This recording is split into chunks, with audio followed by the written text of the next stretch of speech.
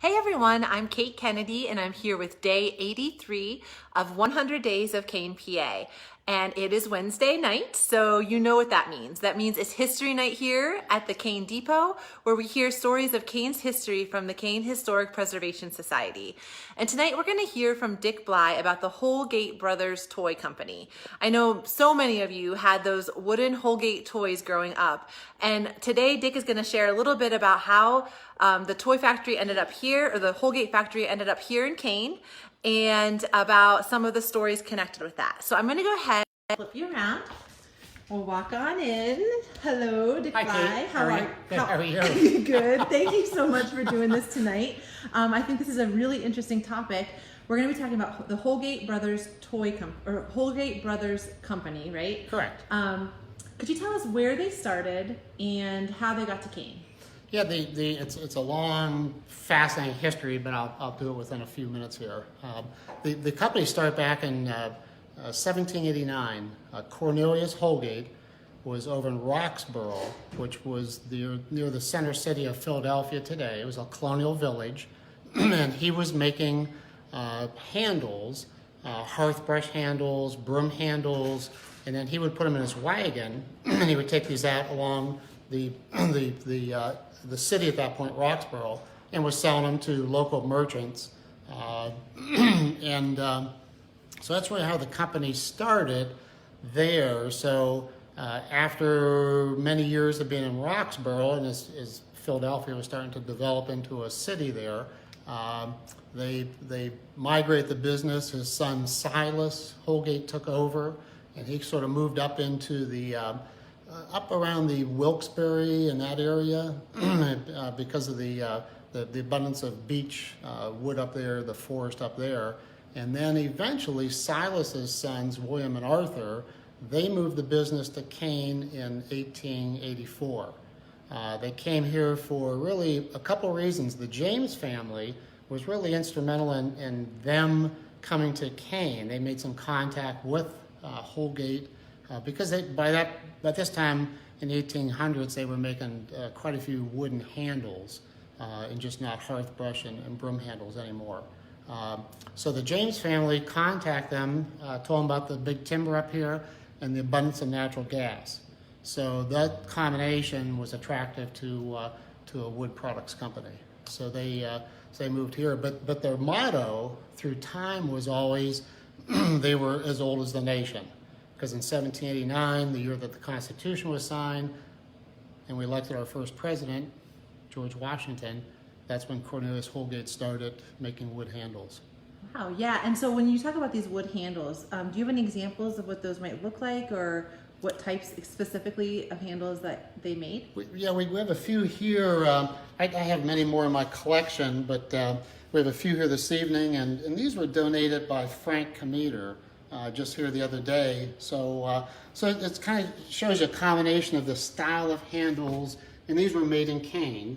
And many of them are marked either in the tag.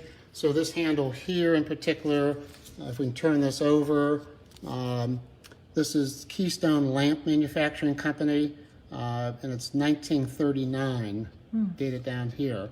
So again, these are samples that Holgate would have kept, so when the customer comes back through again to do a reorder, they have the sample. So Holgate Brothers Company made, at their peak years here in Kane, they made well over 500 different styles of handles. So whether they were like paintbrush handles and a whole variety of shapes and sizes and painted or just a natural finish, they were a huge wood products manufacturing company here in Kane. Locally, they were known as the Brush Block Factory. They were located up on Biddle Street. So they occupied the entire block up there. Thus, they made brushes, so they became known as the Brush Block Factory. Wow. But they had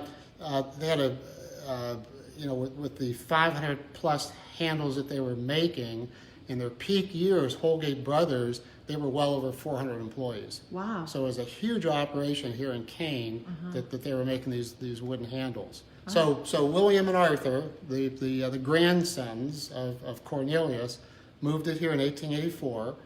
Silas, their father, actually came here with them. They settled on Dawson Street. They built a couple houses there, and they walked half a block to their factory and made handles. Now they were only here short-lived. They started in 1884. They were only here till 1887. And then for whatever reason, I've never been able to find out, but they sold the Holgate Brothers Company to a local concern by the name of Joshua Davis. And Joshua Davis was an industrialist here. He also was involved with Elizabeth Kane in the Spring Water Company and some other retail businesses uptown and that. So Joshua bought it and continued making handles and continued making improvements at the facility, plus also in expanding product lines and that. And how long did he own it? How long did the Holgate business stay open here?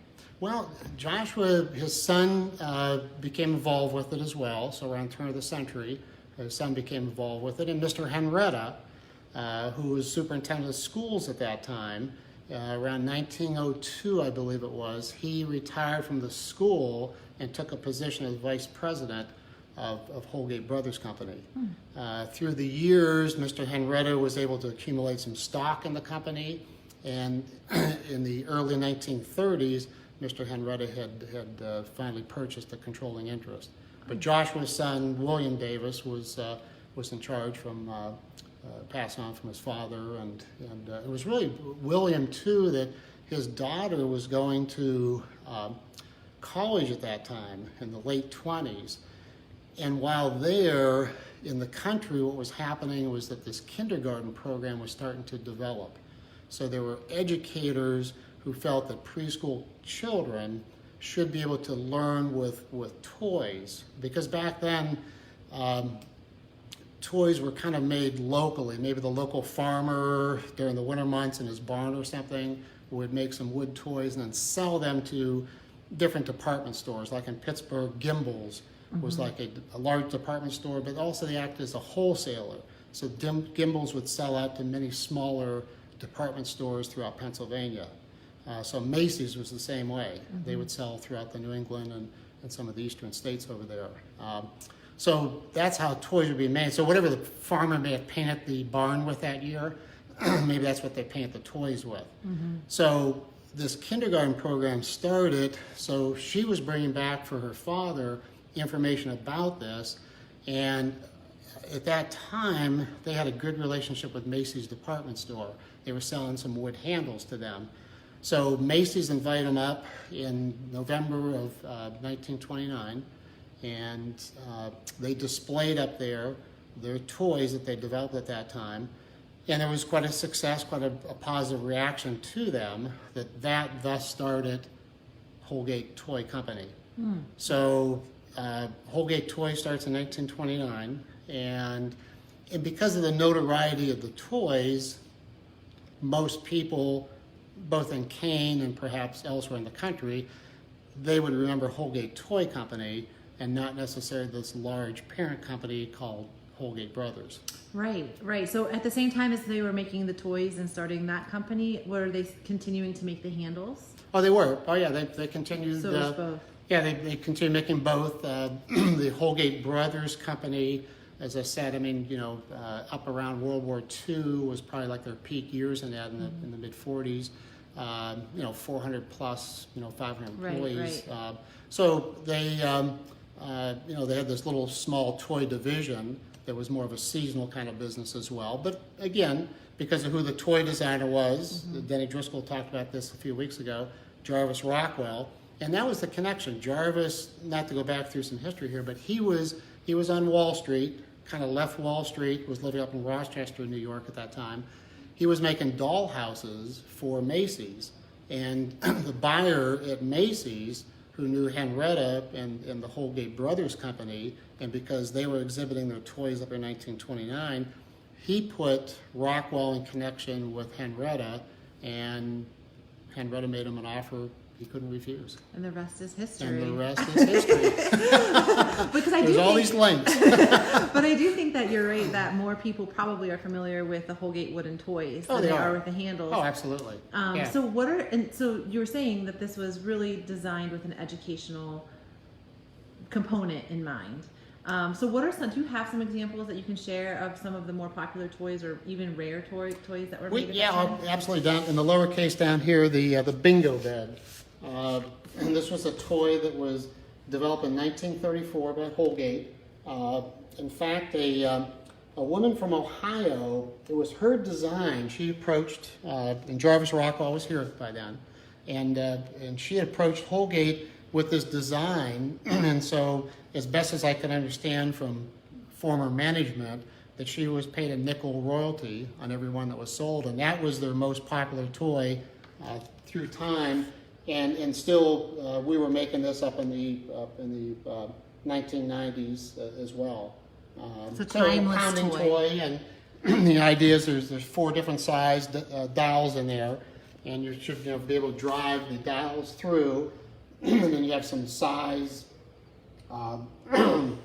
discrimination there to be able to determine what size goes in what hole there. Mm-hmm. And the concept is when the child pounds it through, I guess they yell bingo. And, but that's how the toy developed there. And again, one of the more popular toys. The Raggedy Ann and Andy on top here, these were made in the 1930s, late 30s, and they only made them for probably a year, maybe a year and a half. So they're pretty rare. If you can find these, they do get purchased probably more from Raggedy Ann and Andy doll collectors than necessarily Holgate collectors, and they're pretty valuable, especially if they're really in good shape. But it's a take-apart toy. The head comes off, the bodies come apart. You can kind of intermatch the real classic Piper Cub airplane over here in the corner. I can move some of these handles, but that Piper Cub. Again, only made for a couple years. Pretty rare to find all the wings intact because normally the propeller or the rear wing or something is busted off it. But this one is pretty pristine, and it has the Cub, the artwork from Jarvis Rockwell on the back there. The 636, the number on there, where you see numbers on Holgate toys, that relates to the product item number. So again, that's one way people know for collecting purposes and that. Wow, that's really interesting. It's such a variety too. Yeah, and it's really we have here's a photo in the 1940s. So it's in front of the Holgate Toy Building. The Holgate Toy Building was across from Holgate Brothers, the big wooden handle company there. And your viewers here would remember that as Cane Handle back in that day. But this was Holgate Toy Company, and it was the glass factory before that John had talked about in his presentation. But the rail cars out front here with the banners on them, as you can see where the toys are being shipped. They're all packed in the fall time here, heading out to the West Coast to meet the demands of sales that was in Portland and San Francisco and elsewhere. So they were made here and shipped all over. Shipped all over, yeah. They had a sales force eventually up in New York City. Jim Dunleavy, and I think this is a picture of Jim Dunleavy down here, and one of their highlights of Holgate's. This was a publication that they printed for a number of years, and primarily in the 40s. But Jim was a sales manager up in New York City, so yeah, they were distributed all over the country. We have a number of photos. This is just one of them of they're packing Rocky color cones, these stacking cones, and so this is 1938. Pretty cool. That's a really cool photo. Yeah. And then this shows from one of the trade shows. They set up this at the Holgate plant before going to the show, but you can see on the back wall that they have their handles on display, and just a variety of saw handles and hairbrush handles and paint handles, So this is a good reflection of everything that Holgate Brothers Company made. yeah, it really is. I mean, it gives a sample, and again, for whatever show they were going to, they would set up, and but the toy company back then, they would do the New York Toy Show, which is the largest American toy show in the country, still active up there as well. During World War II, and only for about less than 2 years, they made Army vehicles, field guns, jeeps, ambulances, tanks, 2 different kind of tanks in that. So this one, you can. I'll give you a little collector trade secret. Oh. A way to identify a Holgate toy. Now the pressure's on. But if you find a Holgate toy and the wheels are attached with wooden dowels, that was made during World War II. Because metal was in complete demand by the military at that time. So Holgate switched over, and they couldn't get metal products in that, their ring nails, things like that. So they switched over into using a dowel. So if you find a toy with a wooden dowel in it, you can be sure that it was made during World War II. How interesting. So this would be an example of that. That was an example of that. And I see the number on there too, 669. Yep, I'm learning a lot. you are. Yep.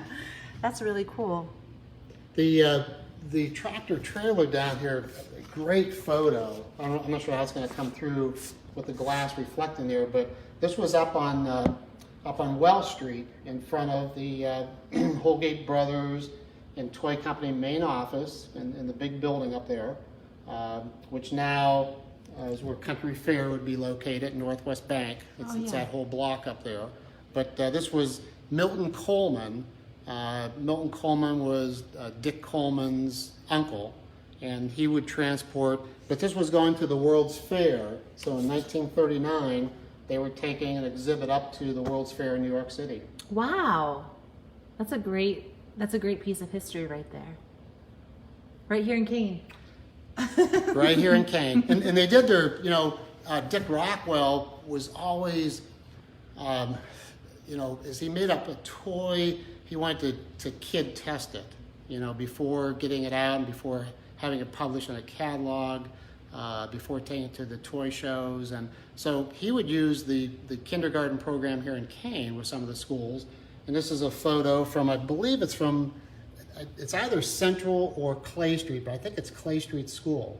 And I have other photos in my collection of children playing and testing. So they have a lacing shoe over here that they're working on. And so again, he would, and also Jarvis would have some of the employees take some toys home or have the kids come up into his office, his studio. And we saw his studio last week, or a couple weeks ago there when Denny was talking. But he'd have the children come up into that area, and he would have them test and even at times take the toy home and then get back from the parents as to what the feedback was on those toys. And it was kind of the first step process of him doing his toy testing. So, how neat. sort of like a focus group nowadays, but not as some of detailed. the people that are here in Kane may have been the guinea pigs for some of these Holgate. They might have been. and if somebody was, we would love to talk with them. Yeah, and, we'd love to hear that story too, right? And this little desk over here, we talked about Frank Commuter earlier about donating the handles to us, and we really appreciate that. He also donated this Holgate nail and peg desk. So it's it's all attached here. The child would sit there, and then they had some small hammers. They had some small nails back in those days. But the child would do some craft type activities on top of this little desk here. That's neat. Versus probably being on the kitchen table or the dining room table. Right. It's their own little space so, to explore and create. How cool! So that's a really neat donation that you guys received. Yeah, this is one of their master cartons from the probably the early 50s. So again, stamped Holgate toys. That was their logo at the time. And years ago, I went to an auction because somebody told me that they would be selling a point of purchase display, which is up on the wall here with the bingo bed.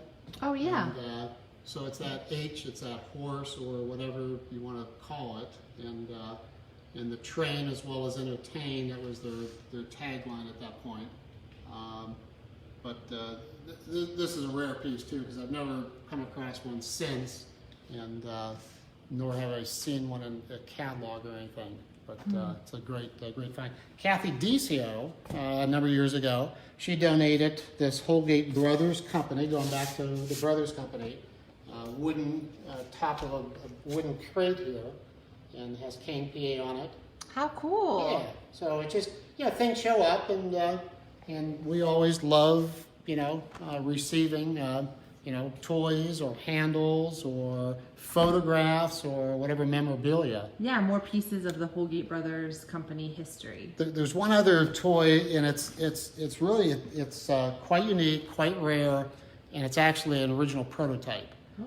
It was never produced by Holgate, but Dr. Wink, his daughter, lived down at State College. So in the late 80s, I had restarted the company because Holgate Brothers Company operated up until about the late 50s, and then Mr. Henrietta, who was the controlling interest, the shareholder in the company, he was up in age, and he sold the company to an outfit out of the Pittsburgh area. And they only operated Holgate Brothers for about a year and a half, and they closed it down. They completely liquidated it, and that was the end of making handles and cane. The toy division, a few years before that, in the 1950s, Bill Henrietta, Mr. Henrietta's youngest son, he moved the business down to Statesville, North Carolina. And Holgate Toy Company continued down there for a few years, and then Play School, who was the chief rival of Holgate through all those years, the 30s, the 40s, and the 50s, Play School bought Holgate Toy Company. And they wanted two things. They wanted the name Holgate, and they wanted Jarvis Rockwell, the toy designer. So they ended up with both. Jarvis went on with Play School and kept developing toys there up until 1970 when he retired from Play School. So in the late 80s, I had restarted Holgate, but I was down at a toy promotion in State College, and Mrs. Christoph came by, Dr. Wink's daughter. She never had children, and she was outside the store sitting on this bench, had a shopping bag with her, and she said, are you Mr. Bly? And I said, yes, I am. And she said, well, I have a gift for you, and she said, I want this to go back to Kane. So she pulled out of there this engine 512 in the back row there, and locomotive engine. There's hardwood blocks in the back of it, and it's all screen printed. The wheels all assembled. Now the body of it is made out of pine, and the wheels, the smokestack, and all the blocks are hardwood. So Jarvis, he would always make his prototypes out of pine because pine is so much easier to cut than hard maple or beech or one of our hardwood species. So he would make a prototype out of pine, and they would decorate it, they would assemble it, and then they would give it to a child and see what would happen. So for whatever reason, this didn't fly. Oh. It never made the catalog. So Jarvis gave it to Dr. Wink. Dr. Wink gave it to his daughter because she was the toy tester of it. And she kept it all those years, and How neat. so it came back to Kane. So it's a real rare and unique and a special piece. It's very special. Yeah. It has a great story behind it. That's really, really neat. Yeah. To see something that was created but never made it to the mass production stage. Cool. What a great And then the last here, this just showed up on our counter. It's amazing. It's amazing how it's it's a toy, it's just it's the magic of Christmas. But this was the Kurt Hartman. had donated this to us a few weeks ago from the days that when he played with it. And Kurt said he mastered it finally, so he was able to donate it to us. So the mastering is you have different size and shaped blocks, and they would fit through the shape sorter. So it was a shape sorter, but it was based on a story called The House That Jack Built.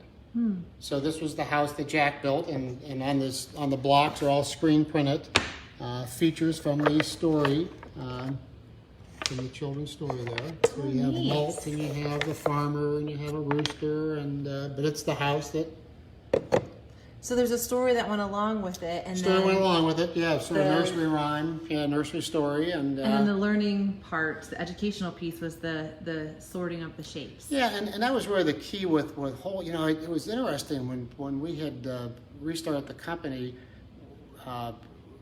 And today the toys are heavily tested, as they should be for preschool children now. But we would test some of the old toys with the toy safety lab that we used up at Buffalo, New York. And so we'd take some of the old toys up there and we'd have them scrape off some of the old paint, spray paint, the screen print and that, and actually test it to today's standards and see how much, if any, lead was in it. And all of the paints, any toy we ever tested, met or exceeded the standards today. Wow. So even back then, these were lead-free toys because they realized that early kindergarten group that they wanted to have, safe playthings. They needed children to be gnawing on these things, and if they're painted, they should be, better protected than the farmer's red paint that they're used to painting his barn with. Yeah, So- that's so interesting. And so you kind of touched on this, that the end of Holgate was in the 50s, but then it was restarted in the 80s, and you did that. Could you talk a little bit about that experience and maybe some of the pieces that were developed then? Well, yeah, I mean, we brought out the line back, some of the classic toys that they made, the bingo bed, the Rocky color cone, lacing beads, things like that were strong sellers, and then we reintroduced them. And then it was in 1990. I was driving out after lunch to Ideal Farms because we were located out there, and on the radio, Paul Harvey said today was Mr. Rogers' birthday. And so I thought, well, I didn't grow up with Fred. I was a little bit older when his program started. But being a Pittsburgh neighbor, I thought, well, let's send him one of our toys. And which we did. We sent him one of our Fairyland train sets, a 5-piece train set based on classic nursery rhymes, nursery stories. Sent it to Fred. Had a letter in there. And I purely was telling Fred that in addition to happy birthday, that if he ever wanted to film a little wooden toy manufacturing company in Kane, Pennsylvania, we'd love to have him.